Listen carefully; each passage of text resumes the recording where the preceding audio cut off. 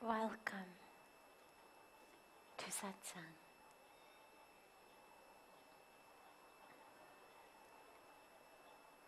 So beautiful to be together with you all. भैया सुनो, ये वाला पंखा बंद कर दीजिएगा, वो ज़्यादा शॉर्ट कर रहे हैं.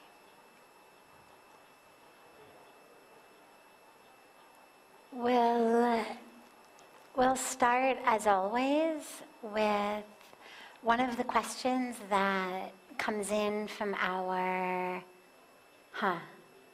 तो वैसे कोई हवा आती नहीं उसे, बस शॉर्ट करते. Thanks. Yes. We'll start with one of the questions that comes in advance from our beautiful family that joins us each evening online and sends in questions. And then we'll open it up to any questions that any of you have. And there's a microphone right here, so feel free to come up to the mic. Don't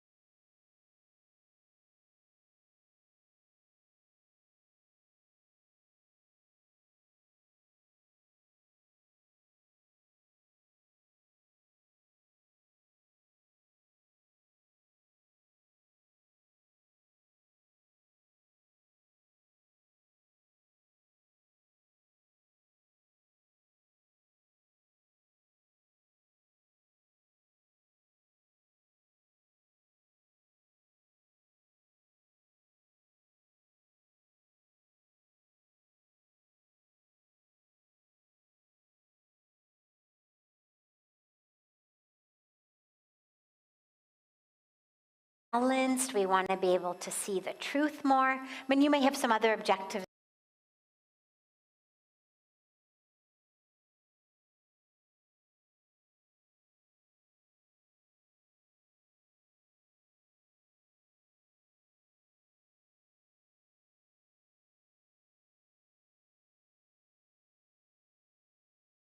Interact with consciousness. So it's not that consciousness itself expands, it's that our ability to interact with consciousness expands. Our awareness of consciousness, you could say, expands. And in order to do that, we have to follow some parameters. We've got to meditate. You've got to make time in your day to meditate. We're all busy. Things will get left undone. I know they will.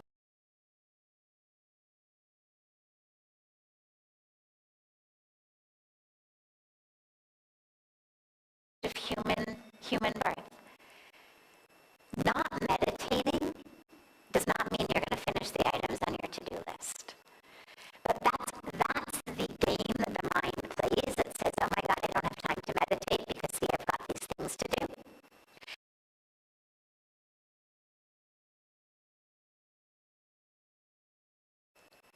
Doesn't happen. You've got to make time to meditate. And along with our practices, our meditation, our japa, the recitation of the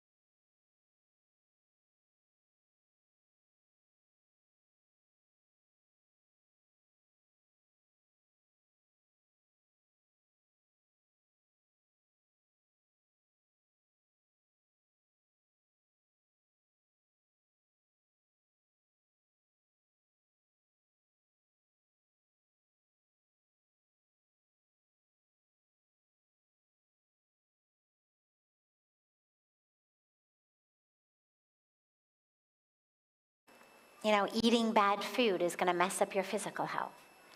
And along with that comes the influence of other people. Where you go, who you talk to, what you talk about, the TV shows you watch, the movies you watch, the music you listen to, the people you hang around with, the people you follow on social media, all of that is food. It's food for the mind. Therefore, it's food for the thoughts. Therefore, when we go to become thoughtless, or when we are hoping that our thoughts will be purer and purer, clearer and clearer, stiller and stiller, truer and truer, this stuff is toxic to it. And so the advice to avoid toxic people is the advice around, in your human experience, on your karmic journey, doing your best to navigate your way through this human life.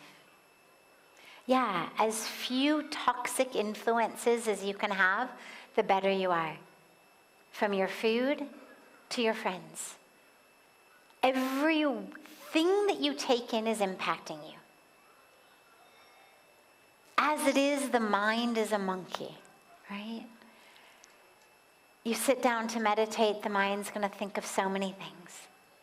It's going to go to the past, it's going to go to the future, it's going to dream about, the muffins that are being baked next door, or the coffee that's being brewed next door. Everything is going to distract it. We've got to do as much as we can to get yourself ahead. It's like in golf, they give you a handicap. My dad golfs, and he's always talking about his handicap. Like something, you get some kind of extra points if you're, 78, or, which he is, or, whatever it may be. For some reason, he gets a handicap. Or, if you're going to do a race, that for some reason, they'll put, certain people get to start a little bit ahead of where other people start on the starting blocks. And all of this is just a way of getting us ahead as we move on our spiritual path. It's just giving us a little bit of that extra few points of a handicap, of the extra head start. Eat a sattvic diet so that your food doesn't mess up with your digestion and also your neurology. And avoid toxins. What you listen to, what you watch, and the people you hang out with. So that's on that level. But then, of course, as I began, on the level in which we are all just supreme reality and there is nothing but God, yeah, on that level, just your aim is recognize there's nothing but God. And therefore, all of the people around you are just nothing but God.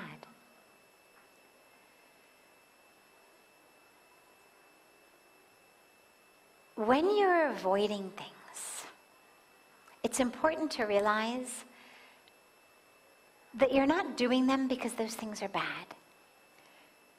And I think on the highest spiritual level, we would feel and generate as much compassion, as much loving kindness, as much understanding and oneness even with those people who are toxic. You can understand they are also soul. Like I am soul, they are soul. And yet, their personality in their particular individual karmic journey is a hindrance to my journey. Doesn't mean that they're not soul. It doesn't mean that they're not divine. It doesn't mean that their highest truth isn't God. It is. But it just means that their particular covering, that personality, that story, is one that keeps me stuck, keeps my brain full of junk. And so you avoid them.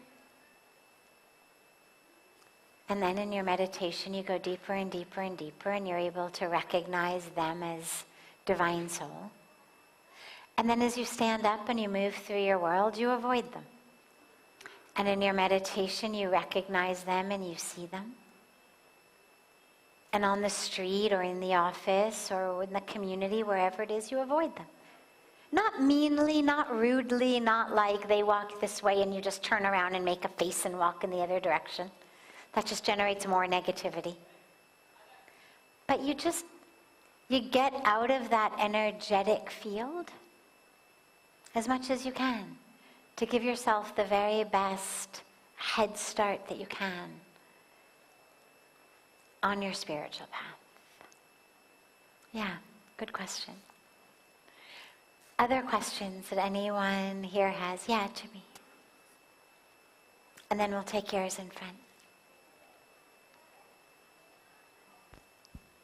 Namaste, dearest Guru Sadhviji. I have a question I think you are also dealing with. My father's 91 years old, and he's been incredibly good to me my whole life. I want to know if there is a way to help them in this transition that they're coming to. How can I be helpful to him in the transition that is coming? Wow, beautiful. Beautiful. Yeah, and you come, as I do, from a Judeo-Christian Western background, which has its own ideas about death and what happens after we die. I think the very best thing you can do is, number one, don't do anything to hold him back unnecessarily. As long as he's strong and healthy, keep him engaged. Who knows, he could have another good 10, 15 years even. As long as he's strong and healthy, not in pain, enjoying life, keep him engaged. There's tons of evidence that a meaningful life not only is much more enjoyable and meaningful, but actually is very, very good for longevity, for health, that people who have meaningful things in their life tend to live longer than those who don't. Help him find meaning. Are there ways he can give back to the community? I don't know how much capacity he's got at this point, but are there ways that his life and his experience and his wisdom can benefit others? But when the time comes, as it inevitably will for everyone, where he's no longer vibrant and strong, where he's no longer enjoying life because there's now pain and suffering, that comes the time to not unnecessarily hold him back. Meaning, don't give him anything to be worried about. There's people who a lot of times really should let go, but there's something weighing on their mind. Oh my God, my daughter's not married yet. Oh my God, this. Oh my God, that. What about this? What about that? And so you really want to just help him understand everything's going to be okay. We got it all covered, Dad. Like, we're all good. We're all okay. Everybody's taken care of. You've done your job. Be at peace. And then, and I don't know how receptive he is to this, but to the extent that you can bring back to him some of that which you've absorbed from your study of and immersion in Eastern spiritual philosophies that speak about us being soul, not body, that speak about the soul being eternal, that speak about the idea that the only thing that's leaving is the body, but he's going to still be here. Share that with him. Again, to the extent that you feel comfortable and to the extent that he would permit it. But I'll tell you a personal story. When I first came to India in '96, and then had been here mostly for about 1.5 years at that point. When I got back to America, I went back to visit in the end of '97.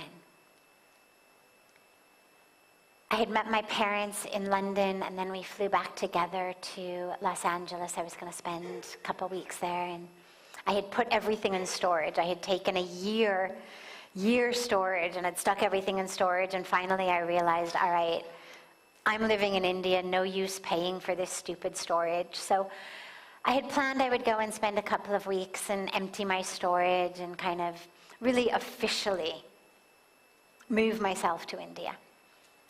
And when we land back in LA, my mom got a call that her mom, my grandma, was back in the hospital. She had been in and out. She had a whole bunch of health issues, but was back in the hospital and was in a coma, had had a heart attack, and if we wanted to see her alive, we should go straight there, like not even go home from the airport. So we did, and Grandma was in a coma, and they said, maybe she has a few hours, maybe she has a couple days, nobody knows, but it's not going to be more than a couple of days. So we spent a few hours, and then I said, can I stay the night here with her? Like, you guys go home, but I'd like to stay with Grandma. So the hospital really sweetly made arrangements for me to stay the night. And I crawled into bed with her, and she was really in a coma. I mean, she had not moved or opened her eyes in, I forget how long it had been, but at least 24 hours at that point. And she was lying like this in her bed with her head flopped to that side. And I lay in bed next to her on this side. And didn't know very many mantras by that point, but I chanted the ones that I did know over and over and over and over again. And I just kept saying, Grandma, where you're going, it's beautiful. It's okay. It's beautiful. It's really beautiful where you're going. You can let go. It's not that scary nothingness that you think it is. It's really beautiful where you're going. It's okay, Grandma. And I just kept kissing her. And she had always been kind of touch averse. And I've always been a big hugger. And so I was always, throughout my childhood, hugging her. And she would always say, enough, enough, enough. And as I'm lying here chanting and kissing her, she finally at one point goes, she turns her head, she goes, and she sticks out her lips in this big pucker.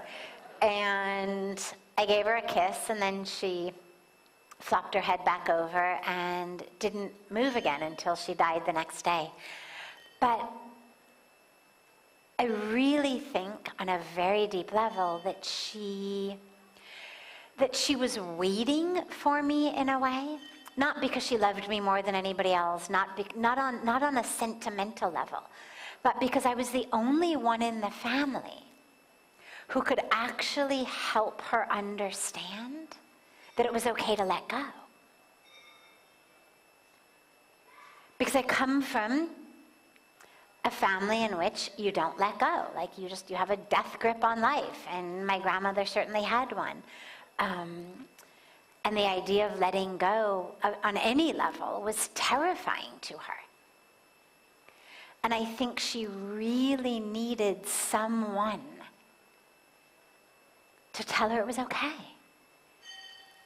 That she wasn't going to just dissolve into nothingness, that it wasn't going to be painful, that she wasn't going to burn in hell, that none of these things that we're kind of told were going to happen, but that actually where she was going was beautiful, and she'd be there, but just without the pain. And that it was okay. And yeah, I think it made a really big difference. So when he gets to that phase, you're going to, I think, have a really powerful role to play in, ministering that transition. And until then, keep him engaged, keep him happy, keep him living as meaningful of a life as he can. Make sure your kids visit him. Make sure, any other cousins or any grandkids, like one of the things that keeps them going is sort of the younger generation. And then really just help him understand this is the cycle of life. But you, the core of who you are, isn't going anywhere. There's nothing to be afraid of.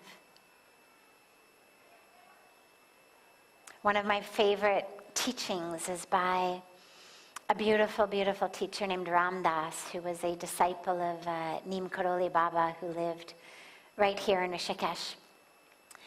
And Ram Dass had a friend who was spirit, who spoke to him and who gave him one of the teachings that was Ram Dass's favorite and one of my favorite of his teachings.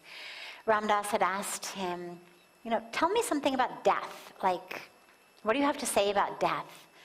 And this spirit friend of his said, well, can tell you, it's perfectly safe. And it's such a simple but very sweet thing to realize. Of course it's safe. Of course it's safe. We're just going back into God's hands. Going back into God's arms. Yeah. I think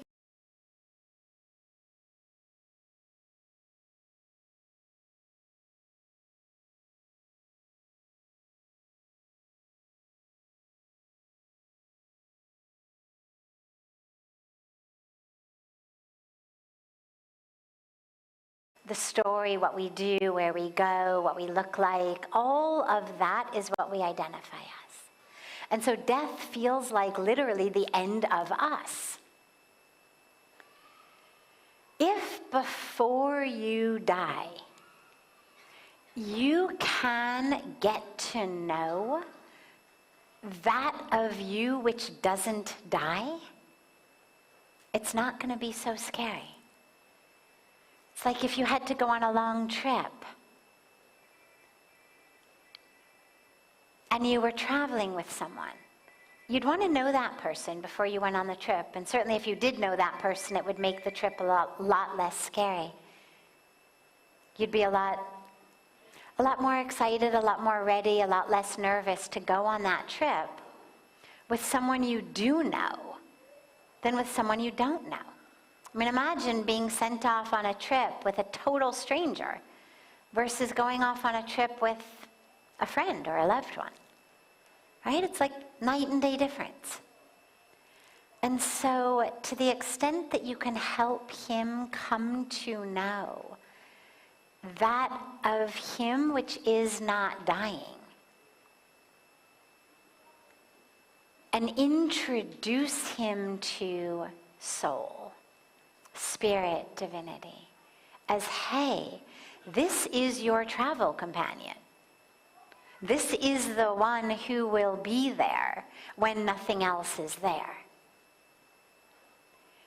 And to the extent that you can get to know and befriend this, before you find yourself making that transition, it'll be a lot less scary.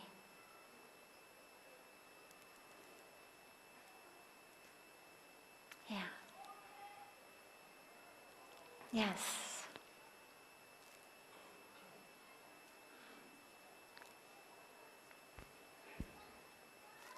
Namaste. Namaste.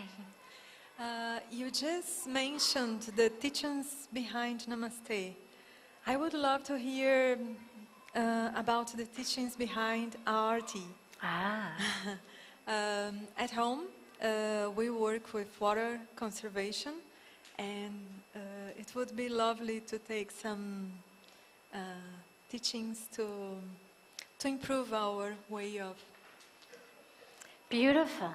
Yeah, the Arti is a really powerful ceremony. Sanskrit words have many, many, many meanings. It's a very deep and complex language, powerful language. One of the meanings of the word Arti is the remover of pain. And the Arti is performed to the remover of pain in our life, to the divine. And it's a ceremony that's performed in temples. So if it's a Krishna temple, they will perform Arti to Krishna. If it's a Shiva temple, they will perform Arti to Shiva. People perform Arti to the Guru. Perform Arti to any divine embodiment, manifestation. And here we perform Arti to Mother Ganga, to the Mother Goddess. It's a time, as I always say, of gratitude, of love. The symbol of the light is really beautiful. You know, we say all day long, God bestows upon us the light of life and grace and blessings. And we offer this lamp as a light of our gratitude, of our love, of our devotion. So that's the meaning of the Arti. And of course we gather together in song and in prayer and in meditation. And there's absolutely no reason that you can't take this back, you know, to your spiritual community. It's a beautiful, beautiful, beautiful ceremony. Yeah. Other questions?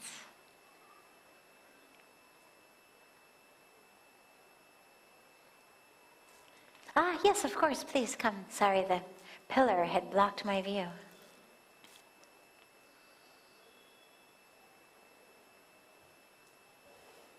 Hello, namaste. Namaste. My name's Sarah. Can you just turn the mic a little? There you go. I'm Sarah from Australia. Feeling a bit nervous to speak now, but I'll try and formulate my question. I think we both come from the same lineage, ancestral lineage anyway. Just a second. Can you hear her?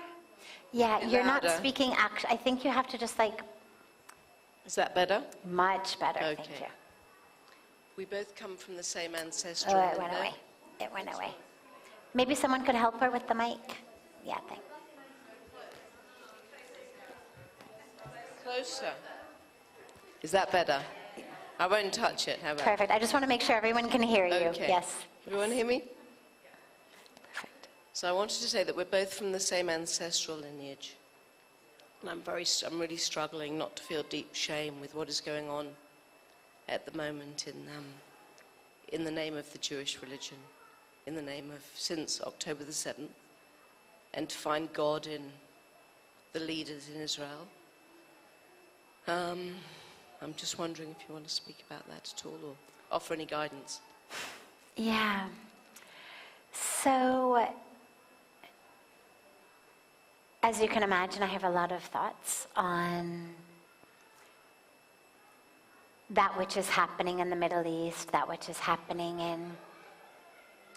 in the name of God, in Israel, in surrounding countries. I'll share two of the main thoughts that I have on this. The first is,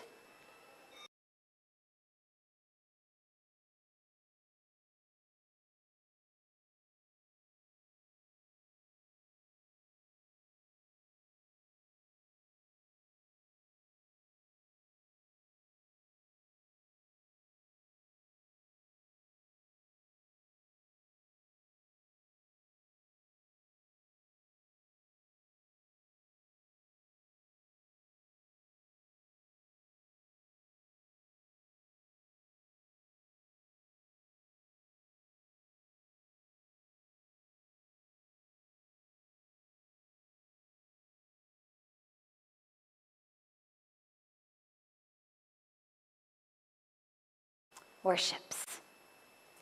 But it's very easy to generate when you're talking about power, land, money, rights, rights to power, rights to land, rights to money.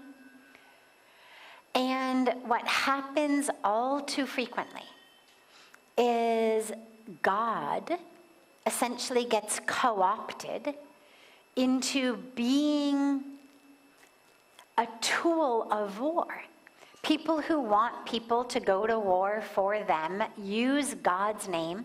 Because see, if I said to a bunch of you, you know, I'd really like to be like queen of a bigger area.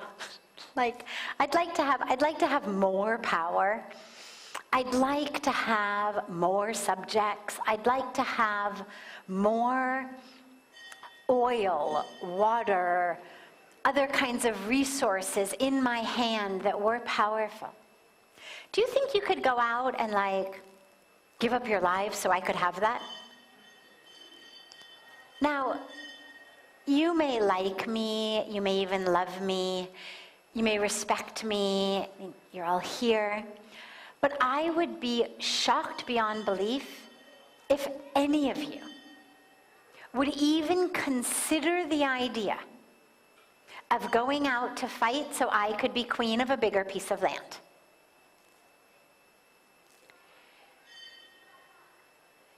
But if I say to you, those people are against God. Those people are the ones God has warned us about. If you remove these people, because these people are the ones preventing our people from living in peace. They are the reason that our women and children cannot live happily and safely. They are the reason you don't have jobs. I mean, there's all kinds of reasons that are given. There's a whole psychology around this.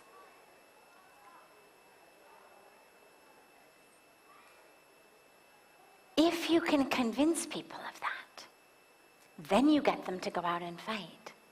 And then you get them even prepared to give up their lives. But it has actually nothing to do with God. What it has to do with is land and power and resources and money. And that's really important because we call these things religious wars. It's not about religion.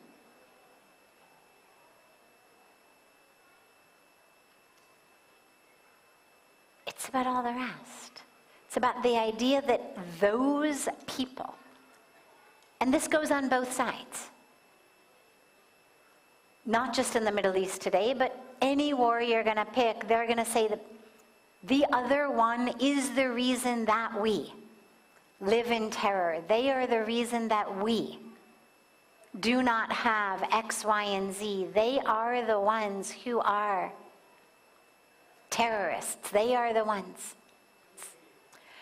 And we use the name of God to get people ready to fight for us.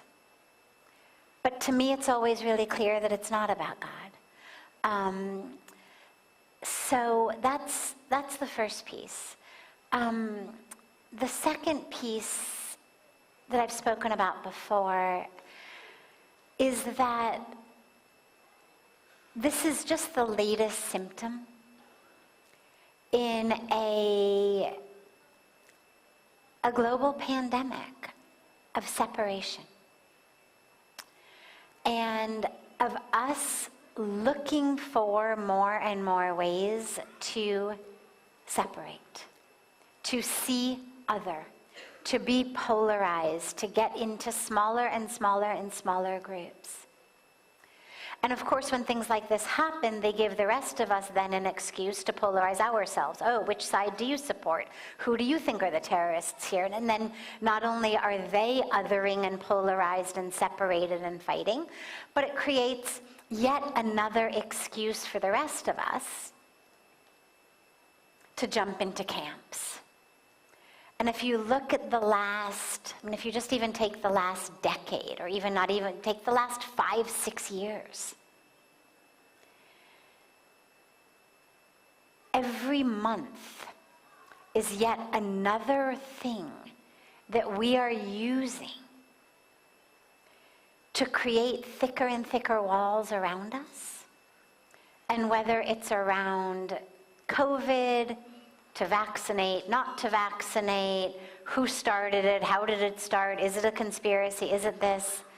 Whether it's around political leaders, whether it's around the war, whether it's, there's so many things that keep arising in our world, giving us opportunities, and we are grabbing them voraciously to just pull ourselves away from the others and to create separation. And this brings me to what I think is the most important, which is our spiritual practice. Regardless of what any of us may think about currently what's happening in the Middle East, or in Ukraine and Russia, or in Sudan, or in Myanmar, or in so many other parts of the world, tragically, very few of us actually have the power to do something about it on the ground there. I mean, we can help those who have become refugees. We can help those who are now oppressed and homeless. But we have very little power to do anything about actual decisions that, whether it's governments or heads of organizations, are doing. They're not listening to us. But what we do have the power to do is to work very deeply in ourselves and make sure that we in our lives are agents and instruments of peace. And that we in our lives align ourselves with oneness and togetherness. It doesn't mean that I'm going to approve of everything everyone does. It doesn't mean I'm going to agree with everything everyone does. It doesn't mean I'm going to want to marry everyone I have a debate with. But it means that my highest goal and vision is, how can I find that which is one in this conversation, rather than the parts that separate us? Because we're never going to convince each other. And again, this is true not just about the current war.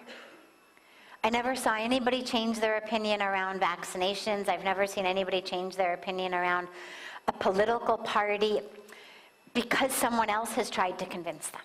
If someone changes their mind, it's something that comes from within them. Us debating, badgering, trying to convince, defriending, ghosting, this, that, none of it changes how anyone else thinks. All it does is make them hate us. And all it does is create more and more separation, less and less peace, so that whatever the next thing to arise is, we are ready. We are ready to get into our camps. We're ready to get into our circles. We're ready to go behind our dividing lines. And what I can tell you is, aside from the wars that we're facing, the greatest threat to humanity today is climate change. More people suffer and die every single year due to lack of clean water than all forms of violence combined. Take every war we've got going, take domestic violence, take drug-induced violence, take gang violence, take all forms of violence. Add all of those deaths together, and the number pales in comparison to those who are dying due to lack of clean water. And I mention this not to minimize those deaths, but the deaths in war are ones over which very few of us have any power to make a difference. By all means, use our voices absolutely for peace. But let's also use our brains and our voices and our resources and our arms and our legs and our time to save those who are dying from something we actually can do something about. Because that number is going to just increase. About 1 million people every year die simply due to lack of clean water. Every year. And it's just going to increase. So, as we pray for peace in the countries where there is not peace, let us also remember that there are ways in which we can work effectively, efficiently, impactfully against that type of violence. Because to die in one country or another from a bomb or a grenade or from dehydration and diarrhea. They're suffering.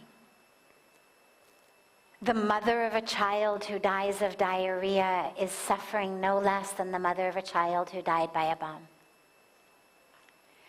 And so I think it's really important also, as we get really passionate about doing whatever we can to bring peace to the world, that we also look at the places where we can bring peace effectively, impactfully, and actually save lots and lots of lives.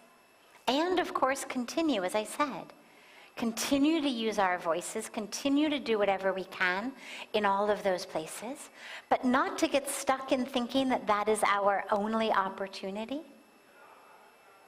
to help take care of the people and the children of this planet. And the dilemma that we face is, as we divide ourselves further and further and other each other more and more, we're not going to be able to come together and solve the climate crisis. If we keep getting ourselves into camps and we keep looking for things to fight about, when we need to come together and actually save the humanity of this planet, we're going to hate each other so much that we're not going to be able to come to a table together. And all we're going to do is bring more violence and more harm and more death to the planet. So let us stay as anchored in peace and oneness as we can, so that we are able to join hands, and we're able to join hearts, and we're able to join minds in working with all the other forms of violence, of pain, of suffering that we're just going to keep seeing now over and over and over again. And whether it's guns and bombs and grenades, whether it's rising sea levels, whether it's lack of water, whatever it is, we all need to be together in this. We can't fight it in camps. We can't fight it behind thick borders and boundaries. We have to remember our ultimate and inherent oneness. And again, doesn't mean that you appreciate, approve of, or even are prepared to tolerate what everyone is doing. But it means you remember that there is an inherent oneness. Because otherwise the human race doesn't stand a chance. And that's the spiritual calling, so that we can actually come together. Yeah.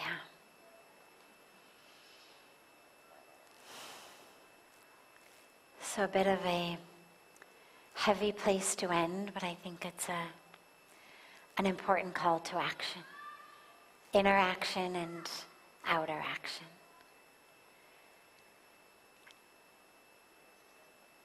And it's important also, just lastly, to reclaim truth, because a lot of the anger that a lot of us feel about what's going on in wars all over the world is because that's what we keep seeing on social media. What we're not seeing are women dying in childbirth. What we're not seeing is children dying of hunger. Tens of thousands of them every day. And we actually produce enough food to feed 10 billion people. I mean, talk about preventable deaths. The food that we produce is cycled through animal agriculture. It's cycled through the meat industry, being fed to the cows and the pigs and the chickens who become hamburgers and hot dogs and chicken McNuggets. And I share all of this with you because these are not things that we see when we open our WhatsApp or open our Instagram. And yet, the child dying of starvation is violence, and it's harm, and it's injustice. And I just want to make sure as we grow spiritually that we reclaim really our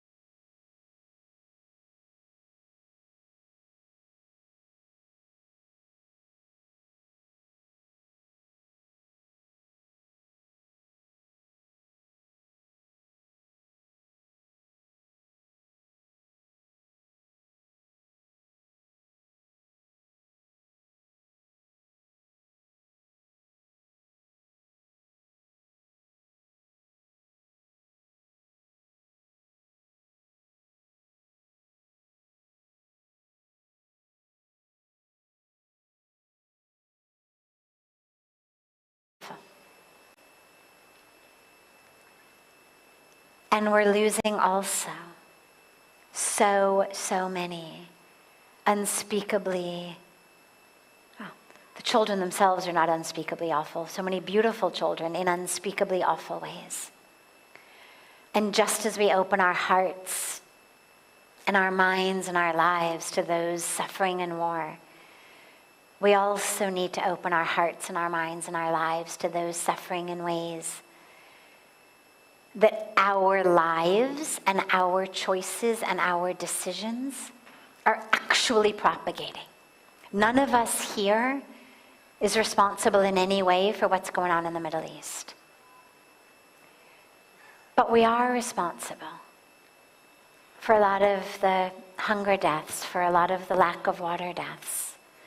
And not to make anyone feel guilty, but just to make everyone feel really empowered.